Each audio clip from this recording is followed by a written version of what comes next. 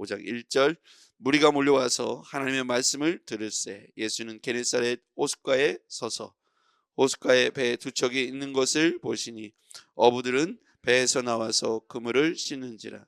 예수께서 한 배에 오르시니 그 배는 시몬의 배라. 육지에서 조금 떼기를 청하시고 앉으사 배에서 무리를 가르치시더니 말씀을 마치시고 시몬에게 이르시되 깊은 데로 가서 그물을 내려 고기를 잡으라. 시몬이 대답하여 이르되 선생님 우리들이 밤이 새도록 수고하였을 때 잡은 것이 없지만은 말씀에 의지하여 내가 그물을 내리다 하고 그렇게 하니 고기를 잡은 것이 심히 많아 그물이 찢어지는지라. 이에 다른 배에 있는 동무들에게 손짓하여 와서 도와달라 하니 그들이 와서 두 배에 채우매 잠기게 되었더라. 시몬 베드로가 이를 보고 예수의 무릎 아래 엎드려 이르되 주여 나를 떠나소서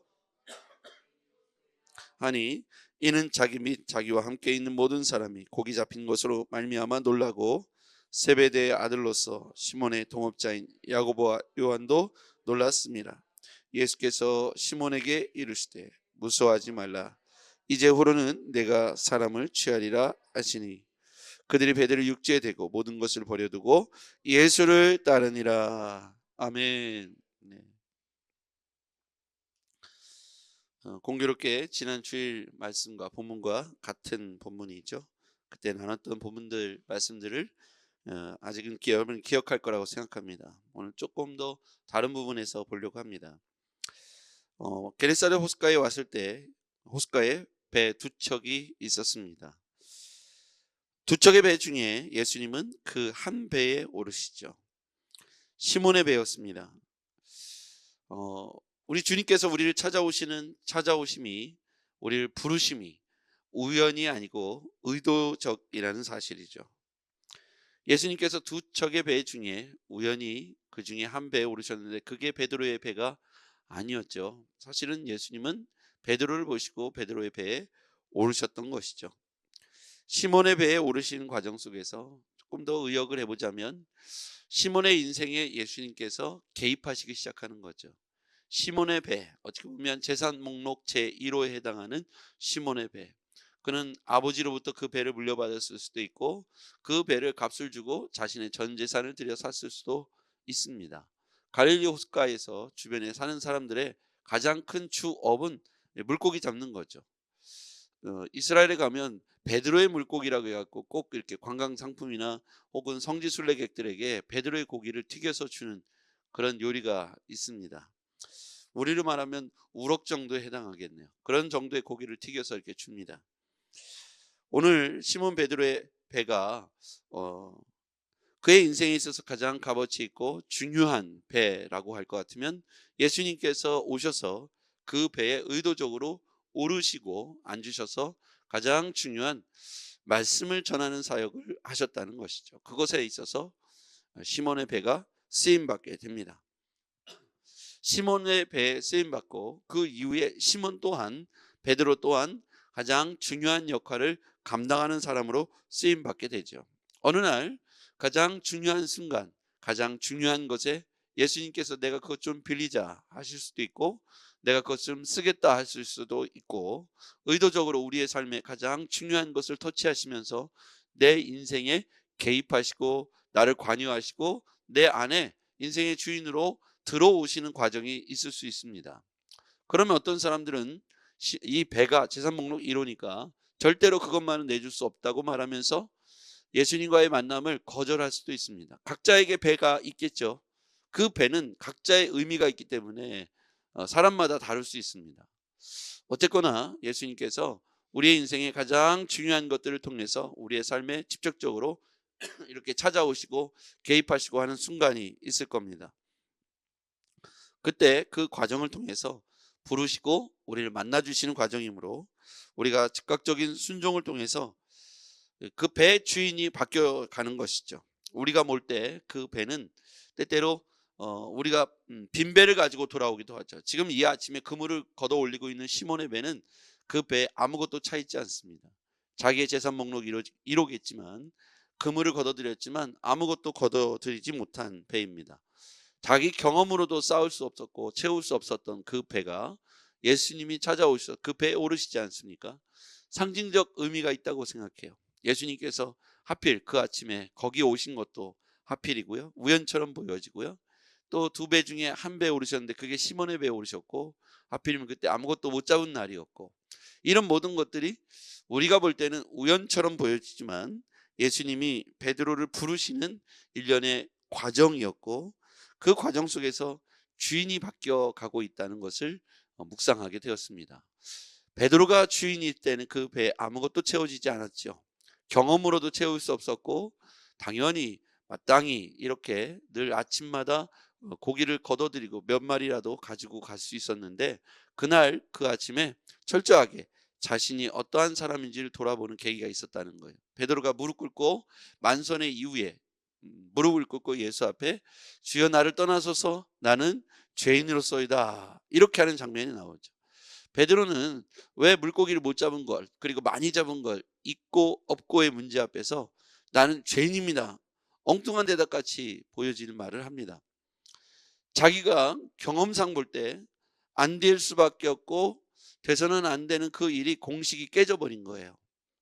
깊은 데로 가서 그 아침에 그물을 내리는 것은 물고기를 잡지 않겠다는 표현과 같이 전혀 가능성이 없어 보이는 그 일에 예수님께서 부르셨는데, 정말 억지로라도 내 마음에 순종하여 말씀에 의지해서 그물을 내렸더니 가당치도 않은 일이 벌어진 거죠. 기적입니다. 그리고 나서 베드로의 반응은 말도 안 된다라고 하는 반응보다는 내가 죄인이요라고 하는 생각을 그 앞에 고백하죠. 자신이 얼마나 연약한 존재이고 자신의 경험이, 자신의 어떤 능력이 얼마나 부족한지를 고백하면서, 모르겠어요, 왜 이 죄인이란 고백을 썼을까? 아마도 자신의 마음속에 회의감이 들었거나 부정적인 생각과 전혀 마음속에 동의되지 않는 생각의 갈등 속에서도 입으로는 주여 주님 말씀에 의지해 그물을 내리겠습니다, 마음속으로는 말도 안 돼, 내가 지금 뭐 하고 있는 거야, 이렇게 생각하면서 그물을 가지고 걸어 나갔을 수도 있습니다. 그물을 다 걷어들였다가 씻어놨다가 그것을 다 배에 올리고 배를 띄워서 깊은 데로 가서 그물을 내린 과정 속에서 그가 온전한 마음의 동의를 내리기는 어려웠을 거예요. 말도 안 되는 거, 이거 해도 돼? 이러다 내 웃음거리 되는 거 아니야? 이런 많은 생각들을 가지고, 부정적인 예측을 가지고 그물을 던지기까지의 시간들을 죄인이요라고 표현했을 수도 있겠죠. 아니면 인간의 노력으로 얻을 수 없는 이 만선 두 배가 가득 챙길 만큼, 그물이 찢어질 만큼 자기 평생에 일어날 수 없는 그 일이 그 아침에 일어났던 그 일을 통해서 경외감을 높이기 위하여 예수 앞에 나는 죄인이요라고 고백했을 수도 있겠습니다. 어쨌거나 저는 이 말씀을 보면서 배의 주인이 바뀌었다, 그 배가 베드로의 배였을 때, 분명히 베드로의 배죠, 그 소유가 베드로의 배로 계속 있었다면 그는 이 두 배가 가라앉고 그물이 찢어질 만큼의 기적을 그 아침에 결단코 맛보기 어려웠을 거예요. 그런데 배의 주인이 예수님께서 오르시자 그 주인이 되겠다고 말씀하신 일련의 과정을 통해서 이 배의 주인이 누구인지 예수님 자신이 베드로 앞에 확실하게 보여줬다는 거예요. 자신의 마음대로 뜻대로 이제까지 살아왔던 베드로가 감히 예측할 수 없는 놀라운 일이, 배의 주인이 바뀌고 새로 오르신 예수님께서 말씀하셨던 그 말씀대로 이 배가 만선이 되었다는 사실 앞에 배의 주인이 바뀌게 되는 것이죠. 그러니까 배가 더 이상 베드로의 소유는 베드로의 것이지만 그 배를 주장하는 분은 예수 그리스도가 된 것입니다. 이것을 통해서 인생의 배로 옮겨갔다고 생각해요. 눈에 보이는 배가 이제 인생의 배로 옮겨가는 거죠. 그러면서 나를 따르라, 그래서 예수님을 베드로가 따라가는 장면이 나옵니다. 자신의 인생의 배에 스스로 만선을 기대하면서, 성공을 기대하면서 어부의 삶을 살아가고 있는 베드로에게 이제 너는 따르라, 나를 따르라, 이제까지는 사람을 낚는 어부였다면 너는 이제 고기를 낚는 어부였다면 이제 사람을 낚는 어부가 될 것이다. 그랬더니 베드로 육지에 대고 모든 것을 버려두고 예수를 따랐다. 저는 여기서 또 주목해 봤던 것이 비어있는 배와 가득 찬 배의 모습이었습니다. 우리는 어쩌면 비어있는 현상, 가득 찬 현상, 눈에 보이는 것에 많은 집중을 하죠. 근데 근본적으로 우리의 인생에서 있고 없고 물론 중요하지만 잊고 얻게 된 배경 속에서 가장 궁극적인 건 예수 그리스도를 만나는 것, 그리고 순종하는 것이 우선순위라는 것이죠. 오늘 내가 있기 때문에 예수를 믿는 것이 아니고, 없기 때문에 안 믿는 것이 아니고, 있고 없고의 문제가 아니고, 가득 차고 못 잡은 것의 문제가 아니라, 오늘 그분을 만나는 그 순간을 통해서 우리의 삶에 있고 없고는 그분께서 책임져 주실 것이다. 우리는 있음으로 해서 그분을 찾겠다 해요. 무슨 얘기냐면, 전도를 하다 보면 내가 좀 어느 정도 집안도 좀 안정이 되고, 내가 좀 이번 일을 좀 이렇게 마무리 잘 지어서 좋게 좀 만들어 놓고 마음이 평안한 상태에서 내가 신앙생활을 시작하겠습니다. 그때 내가 복음 한번 듣죠. 이렇게 얘기하는 분들이 많습니다. 집이 좀 뭔가 이렇게, 우리 아들도 좀 장가를 보내고 우리 집도 좀 사업도 좀 어느 정도 해놓고 내가 그제서야 예수님을 찾아가겠습니다. 사람들 마음속에는 내 속이 시끄럽고 내 생각이 복잡한데, 나 그때는 예수님 못 믿겠습니다. 좀 뭔가 내가 안정되고 성공을 이뤄놓은 뒤에, 그리고 나서 내가 예수님을 찾아가겠습니다. 진짜 부자는 예수님을 만나는 순간 영적으로 육적으로 채워지게 될 것입니다. 따지고 보면 있다고 해서 우리 마음이 평안하고, 있기 때문에 우리의 마음이 행복하고, 물론 그런 것도 맞죠. 그러나 우리가 가졌음에도 불안하고 고통스러운 시간들도 있다는 것을 생각해 볼 때, 우리가 뭔가 채워졌다고 해서 행복하고 비었다고 해서 불행하지 않죠. 반대로 우리가 비어있다고 해서 불행하지 않은 것은 우리 안에 믿음이, 그리고 하나님을 향한 절대 신앙이 소망과 기대가 있다면, 지금 내가 비어있는 빈배를 향해서도 절대로 고통스럽거나 실패한 인생으로 단정하지 않죠. 우리 주님께서 우리에게 주실 것들을 기대하면서 진짜 좋은 것, 그것들에 우리의 마음과 생각을 갖다 보니까 없음으로 인해서 불행하다, 실패했다고 단정하지 않습니다. 무슨 얘기를 하고 싶냐면, 비어있는 인생, 가득 찬 인생을 통해서 우리 인생은 성공과 실패를 눈에 보이는 것으로 수치로 나누지만, 우리가 믿음 안에 예수 그리스도를 만나게 되면 그 모든 공식들, 일반적인 흥망성쇠의 공식들이 다 깨져버린다는 거예요. 없어도 행복하고 기대감과 소망으로 살아가고, 있어도 마음의 평안과 질서가 하늘에서부터 내리지 않으면 깨져버리고, 있는 사람들도 불행하다고 말하게 되는 것이죠.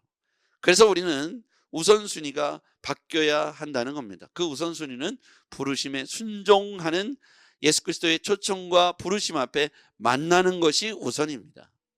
예수님 만나고 나면 부자 되는 거예요. 영적인 부자, 육적인 부자. 많은 사람들은 예수 믿으면 기복적 신앙으로 성공하고 잘되고 합격하고, 통장에도 돈도 좀 쌓이고 좋은 차를, 좋은 집을, 이렇게 하면서 육체가 잘되고 범사가 잘되고 이런 것만 생각합니다. 그렇게 해야 예수를 잘 믿는다고 생각하는데, 있고 없고 소유함과 무소유함이 우리에게 있어서 불행을 결정하지 않는다는 거예요. 왜냐하면 다른 차원의 기준, 다른 차원의 삶의 눈과 시각을 갖기 때문이죠. 그래서 저는 사도 바울이 왜 그렇게 행복했을까? 빈곤에 처할 줄도 알고 부유에 처할 줄도 알았다고 했어요. 일체의 비결을 배웠다고 했어요. 그것을 말하는 겁니다. 사도 바울이 가장 잘 나가고 좋았던 때를 오히려 자신이 있어서 예수 그리스도가 부재했던 그 시절이 오히려 자신이 볼 땐 배설물과 같은 시기였다는 거죠. 사도 바울이 많은 사람들에게 추격을 당하고 굶고 또 오해를 받고 살해 위협을 당하기도 했죠. 40명의 결사대가 바울을 죽이지 않고는 밥을 먹지 않겠다고 결사한 사람들이 쫓아다닙니다. 태영장을 맞습니다. 추방당합니다. 감옥에 갇힙니다. 굶기를 밥 먹듯 합니다. 그런데도 그는 다른 차원의 삶을 찬양하고 있고 일체의 비결을 배웠다고 했습니다. 부유에 처할 줄도 알고 빈곤에 처할 줄도 안다고 했습니다. 바로 이 얘기를 하는 거죠. 우리는 없으면 믿으면서도 없는 것으로 인하여 불행을 선택하고, 있으면 믿고 있음에도 불구하고 그 있음으로 인하여 교만해지는 우리들의 모습을 보게 됩니다. 여러분, 있고 없고의 문제가 아니라 예수 그리스도를 진심으로 전심으로 먼저 만나시기를 주임으로 축복합니다. 예수를 만나서 우리 안에 진짜 행복이 무엇인지를 깨닫고, 그리스도와 함께 더불어 눈에 보이는 세계 때문에 행불행이 결정되지 않고, 눈에 보이지 않지만 신령한 영적 세계로 말미암아 우리 안에 기대와 소망으로, 우리의 삶이 기대와 소망으로 이끌림 바 되기를 바랍니다. 결국 기적의 주인공이 되죠. 그리고 놀라운 사건의 한복판에 섭니다. 고기 잡힌 것으로 인하여 놀라고 또 주변 사람들도 놀라게 되죠. 야고보와 요한도 놀라고 베드로 자신이 고기 잡힌 것으로 인하여 자기와 함께 있던 모든 사람이 놀라게 되죠. 놀라운 기적의 주인공, 죄인으로서는 맛볼 수 없었던 놀라운 기적의 주인공이 예수님 만난 순간 기적의 주인공으로 바뀌었다는 것이죠. 말씀에 의지해서 순종하는 삶, 그것이 바로 오늘도 우리에게 나타날 기적을 보는 시간이 될 것입니다. 오늘 두 척의 배 중에 한 척의 배에 오르는데 그게 시몬의 배였어요. 우리가 볼 때는 우연히 하필이면 이렇게 볼 텐데 만나기 위해서 그 아침에 그 자리, 아무것도 없는 빈 배에 그 주인이었던 베드로에게 찾아오셔서 내가 너의 인생의 새로운 주인이 되겠다고 요구하시고 순종을 요구하십니다. 예수님 만나서 그 순종의 원리를 배우고 궁극적으로 있고 없고의 문제가 아니라 예수를 따르는 것이 인생의 주인이 바뀐다는 사실을 깨닫고 모든 자신의 재산 목록 1, 2호, 3호 다 내려놓고 모든 것을 버려두고 예수를 따랐다고 했습니다. 오늘 베드로를 주님께서 만나주시는 과정을 통해서 우리는 우리의 삶에 부르시는 과정도 똑같다고 생각합니다. 오늘 주님께서 우리를 부르시고 만나주시기를 원하신다면 오늘 하루 순종함을 통해서 주님과 더불어 우리 인생의 가치관과 중요한 것이 주인이 바뀌어지는 은혜의 하루가 되기를 바랍니다. 기도하겠습니다. 전능하신 아버지 하나님, 오늘 주님께서 오늘 우리에게 찾아오셔서 말씀하시는 주의 음성을 듣게 하시고 부르심 앞에 온전한 순종으로 따르게 하옵소서. 빈배의 인생이 만선의 복이 되어진 것은 오늘 그가 예수님을 만났기 때문인데 만남에 있어서 그가 순종함을 통해서 놀라운 다른 차원의 삶을 살아가게 된 것을 보게 됩니다. 오늘 우리의 삶에도 그와 같은 다른 차원의 신령한 세계의 삶을 살게 하옵소서. 예수님의 이름으로 기도했습니다. 아멘.